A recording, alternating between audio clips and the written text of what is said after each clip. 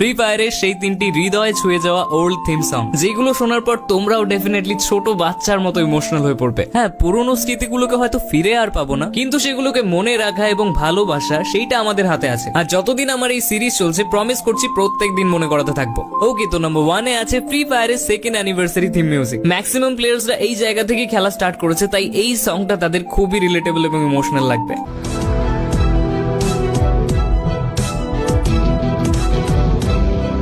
Number 2 এ আছে free ফায়ারে 2017 সালের theme music, যেটা শুনলে এখনো পর্যন্ত পড়াটা চিনচিন করে।